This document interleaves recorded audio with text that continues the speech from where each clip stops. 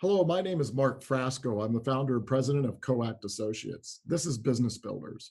Business Builders is a learning series that is designed for business leaders who oversee or are active in the strategic growth of their firms.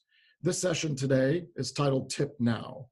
The content of the presentation today is intended to give you a framework that will be very useful as you develop and manage relationships that are important to your strategic growth. Business growth has a lot more to do with process than it does technique. This is a bit of a pivot from what we've learned over the years. So much of a training for salespeople over the years has been around technique, questioning techniques, closing techniques. So open-ended questions, closed-end questions, trial closes, hard closes, soft closes. Successful sales professionals are very organized, have a way of doing things. They have a system. They have a process of working their territories. They have a process of hitting their goals, making their quotas, and being top performers. So business growth has a lot more to do with process than it does technique. Research shows that even if you are a good salesperson, somebody who's been in the field for a while, knows what they're doing, has good technique, but doesn't have a real good organization around what they do, or maybe functionally and organizationally doesn't have a good process to support them, they will actually perform below average. On the other hand, if you're maybe an average or below average professional salesperson, somebody who's just getting into the field, but you're very organized, you have a way of thinking about what it is that you're doing, or functionally or organizationally, there are very strong processes for you to follow: CRM, knowledge management, sales funnels, metrics, those sort of things. Even a below average technique or talented person can do very well in a strong process. Of course, what we're looking for is this spot where we are working in a strong process organizationally, functionally, individually, and we're good at what we do. This is how you become a top 10%er. What we've learned over the years is that selling success, as I've said before, is due to far more than technique. It's the design and implementation of a process that proactively, rhythmically communicates your value propositions to strategic targets while building trusting relationships that enable us to learn about buying systems and a prospect's motivation to buy. I break that down because it's too much to look at all at once. But business growth process, we need to design and implement a process that proactively, not waiting for people to find us, rhythmically, on a regular frequency, communicate your value propositions, those things that uniquely describe what you supply to the market. Make a list of those, 3 to 5 value propositions that you deliver to the market that is really hard for your competition to replicate. To strategic targets. I'm not a real big fan of 1,000 targets, 5,000 targets. I know it's really popular today, especially with campaigns that are sort of email heavy. I think it's important to choose who it is you want to do business with in the future that's a good fit for the value that you bring to the market, and go make friends with those people. That regular frequency of interaction, that strategic interaction, over time begins to build trust in the buyer's mind. They begin to build a social capital, if you will, with your brand, your personal brand, your organization's brand, the products and services that you supply. So over time, this quality interaction with strategic targets, talking about your value propositions, builds this capital, this trusting relationship with you and your brand. It enables you to learn about buying systems. And obviously, what we're looking to do is to understand a prospect's motivation to buy. Understanding and identifying who's involved, what is their support or influence in the buying decision, what is their position as a decision maker in the buying decision. I like to profile buying systems, and the only way you could do that is by being in touch and learning about those buying systems, profiling them. Let's talk about the roles that professional salespeople play and how to move your relationships into a meaningful spot. And I call that the arena, the business growth arena. As a professional salesperson, our goal is to build this arena. This first spot, there's a lot of things we know about the market, and there's a lot of things that we know about the uniqueness of what we supply to the market. But our prospects don't know that. Some of our targets, we haven't interacted enough with them so that they really know these things that we know. You've got to be a seller teacher. You gotta get into a conversation with folks that's teaching them something that they didn't know, tailoring what it is that you know for their market, for their company, for their industry. Once you do that, the prospect, the high value target, will let you begin to learn. And I think as a salesperson, you need to move into seller learner.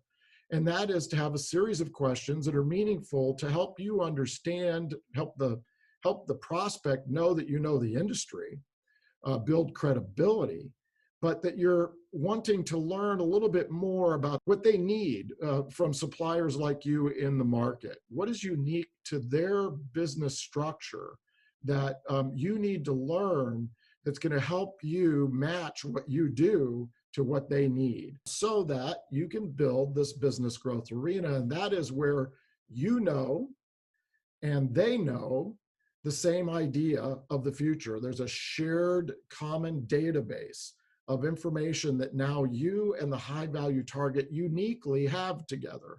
Your competition doesn't have it. You have it with this prospect, this business growth arena. So this shared database of information about what you can do and what they need now becomes a spot where you can uniquely develop your solutions, your products and services for that particular target.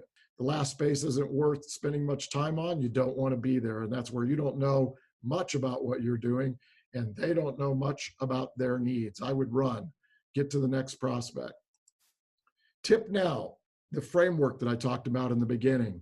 Let's talk about what tip now is. And I want you to get a pencil out, get a piece of paper, take some notes. This is a framework that's going to help you proactively, rhythmically build, develop these relationships, manage these relationships that are going to be important to the strategic growth of your firm. T, touching base with these prospects. It all starts with a phone call, almost always. Nowadays, every once in a while, an email. But I don't want you to get lazy. I think you need to pick up the phone and you need to talk with people. You need to state your purpose. Set a proper tone, especially in today's environment. I think selling gets in the way of learning. As I said earlier, be that seller teacher, seller learner. If you're just calling to try to get an order, I just think that's bush league. I think it's very immature sales. Be a little bit less formal, a little bit more conversational. Try to find out what's going on in their world in this touch base. Let them know that you're thinking of them. How are you guys doing? What's your business like today? How are your people responding to the situation? So make sure that your high value target that you're reaching out to, that you're touching base with, make sure that they know that you're there to help. You want to know what's going on in their system. And more than anything, if you can help them, that's what you want to do. Next, inform. I want you to share information that could be useful or important to the prospect. Think of them. Again, I said earlier, tailor your value propositions as much as you can to their business environment. Teach them something they didn't know. Right now, I'm telling you right now, these high value targets out there, these people that you're calling, they have the same sort of fears, concerns that you have about your business. They have them too. So teach them something they didn't know. They're a little bit nervous that there might be something out there that they don't understand. Tailor it to them. Learn how their business is doing. How are they doing individually? How is this all impacting them? Last, and I teach our salespeople, plan. Always have an action item as a result of your touch point, of your quality interaction. Never leave an interaction, phone call, voicemail, email, note card, social post, whatever it is. Never leave a quality interaction without some follow-up plan of action. Send something, give or help them with something. Send them a video, send them a project profile, Send them something that is unique to your organization that will be helpful to them. Always schedule or suggest a scheduled follow-up. So in the next day or two, I'm going to send you this video, and in a couple of weeks, I'll circle back with you. Let me know what you think, or send them the spec sheet. Send them whatever it is. You should have fodder. You should have these 3 or 4 things that you could send to them. Lastly, I'm trying to teach our salespeople right now, especially in this environment, be a leader, not a needer. Don't call people and ask for stuff. Don't call people and put them to work. Don't call people and give them an action item. They've got enough to do. Be a leader. Give, help, and keep doing that. And sooner or later, as the need arises, as the timing gets better, as they think about you as a solution provider, they will be in touch. Believe me, they will be looking to you to be a supplier to them, a quality supplier to them. Now, compete for the relationship now. I hear from so many salespeople and so many business owners, all buyers care about today is price. But I don't want you to compete on price. I want you to be 2%, 5%, 10% higher than your competition. But I want you to compete for these relationships now that are going to get you that extra 5%, that extra 10%. Every day you show you care, you build higher levels of trust in your brand for the future. Touch base, inform, have a plan. You do that 8 to 12 times with your high value targets per year. And over time, you begin to develop this social capital. Compete before you need to compete. And what I mean here is compete for that relationship. I want you to own these relationships. The people that you decide that you want as strategic targets, that you want to be partners with you, to be customers of yours, you control the way you manage that relationship. So compete for the relationship, own that relationship, let your competition know that you're there and that you have a unique relationship. You have built the arena with this prospect, but you have to earn that. That doesn't happen by doing a phone call and an email and stopping. You've got to do those 8 to 12 tips, those quality interactions per year per high value target. Every interaction is a moment of truth. You are either creating a positive impression or you're not. Every email, every note, every social post, you are either bringing value, you are either building your brand, you are either showing them that you care or you're not. Now, 2020, this is what I want you to do. Build a list of 20 top interested prospects. Build a list of 20 high value targets. I get questions often. Can it be people who do business with me today? Can that be one of my 20? Can it be 5 of my 20? The answer to that is yes, especially if those customers are not buying everything or all that they could from you. After you do that, I want you to do it again. I want you to build a second list of 20, different list of 20. Week 1, what I want you to do in the first week is I want you to go to that first list and I want you to make 20 tip calls, completed or voicemails. Touch base, inform, have a plan of action. If it's a voicemail, I like 30 seconds, 30-second commercial. Go through the purpose of your call, the body, and give, inform, teach, value propositions. Tell them what you're going to give them.